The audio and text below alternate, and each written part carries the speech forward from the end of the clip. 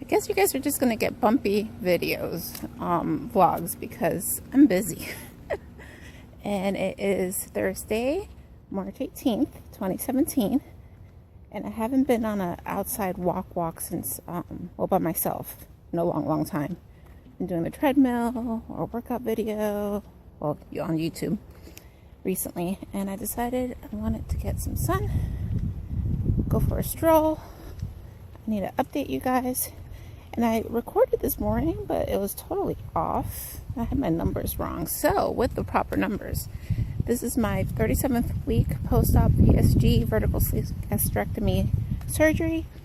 I am on week 20 of keto, and I am on week 11 of intermittent fasting. And I swore I was going to have a gain today. Yesterday, I ate all the things, like, mind you, keto. It was all the things keto style, but still all the things. But today I am 182 even. Last week I was 182.6. That's a 0.6 pound loss, and I'll take it happily take it. I did see more than that, and as far as the loss, I did see less than that as far as the loss, but I'm happy. I'm very happy. I never know whether or not to trust the little voice.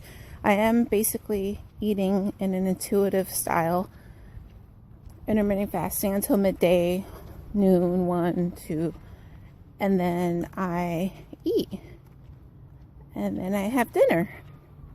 And I'm satisfied normally. But on occasion, I do get like snacky, and I don't know if it's just I need more and my body's telling me, or if it's just the fatty, the inner fatty with trying to, slip me up. I'm going to be hyper vigilant about it until I know. And, the reality is, I'm how many months out? I'm a baby at this. I'm trying to embrace everything as it comes and appreciate it, because if I get frustrated about it, it's not going to help me any. And I'm just thankful that after a day like yesterday, I woke up today feeling good. I did a little workout last night. Naisha, thank you so much for calling me out. She was like, sorry. No, don't be sorry. That was great. It made me do that wall sit. It made me work out a little bit more afterwards. You're partially responsible for inspiring me to go out today. So that's why I love this community. You never know how you're going to impact someone, and I needed that, and thank you. So yeah, 1.6 pounds lost since yesterday. That's how crazy your body can swing. I was higher, and I have a 75.7 total loss since June 24th, the day I marked on my calendar as, yep, I'm going to change my life. Well, guys, I feel like I'm going to be abandoned soon. Yep. My husband is getting frustrated with keto. Excuse me. I had lunch before going for my walk. He is missing his fruit. He is missing certain foods, and he wants to alter his diet, which is fine, but I'm just kind of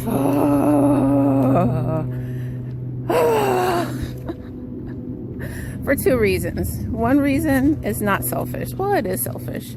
Preservation. I want him to preserve himself. We know his family history, and I think keto is a wonderful diet for it, lifestyle for it, to avoid the mental deterioration that happens with the diseases his family has. The other part is flat out selfish. I run the kitchen. I cook for everyone. And if he's going to modify his diet, that means I have to modify my cooking. Oh, Lord help me. But I'm being supportive, because you have to find a lifestyle that you can stick with.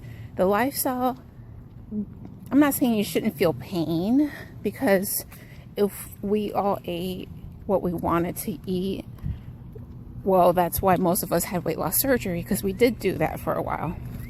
But the lifestyle, the food has to be such that it can be maintained, happily maintained. And I told him, well, figure out your macros. He doesn't know what they are. I'm not going to figure it out for him. I don't feel the need to come out of keto. He does. So what does that mean? What's the picture he wants to paint for himself? And I think that's the first step. So that beyond that, I can see, well, what good carbs are you eating and how much of that, and blah, blah, blah, blah, blah, blah. So I'm being abandoned. And as I'm telling my mom this morning, because I had that conversation with David yesterday, she's like, I had a little bowl of rice and beans last night. I served myself and snuck into my bedroom, and it was delicious. Now, she's very obviously insulin resistant. She has a huge belly. Her ankles are thin, her wrists are thin. It's that belly where she carries the weight, and that's a clear indication when you are very resistant to insulin. She's not diabetic, but it's going on.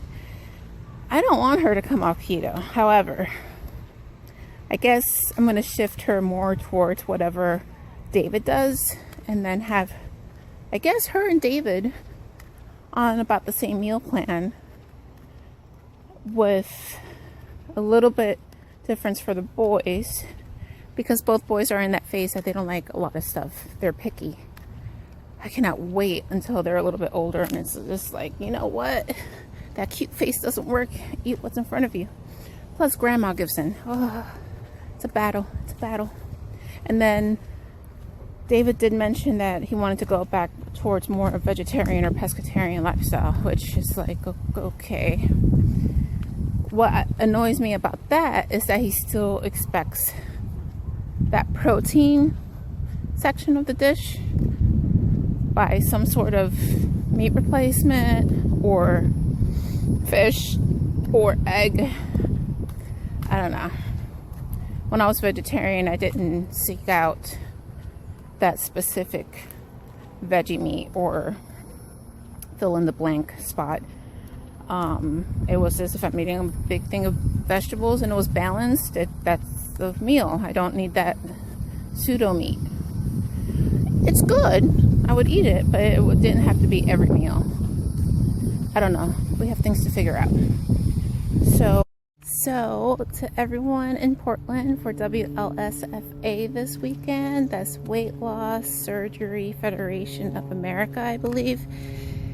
Have a wonderful time. It's their annual convention, and all my brothers and sisters in the WLS community are arriving, and they're going to have a blast. Remember to try to rest in between all the fun so you don't have a massive vacation hangover, because I know I would have one. I wouldn't heed my warning. I would have as much fun as possible. Oh, but really do. I wish I were there. I'm there in spirit. Guys, don't forget to take pictures and share. I want to see. I want to see. Hopefully next year I can attend. Hopefully next year they're further east. But that's my week of 0.6 loss. I'll take it. I love it. I'm still on track to meet my goal of reaching the 170s in May. I have decided my next goal is simply put 160s in July. I'm hoping to reach it by mid-July. And my birthday's at the end of July, so definitely by my birthday, but really mid-July. But 160s in July. That's the goal. So, I hope it's beautiful where you're at. I hope you're having a wonderful day.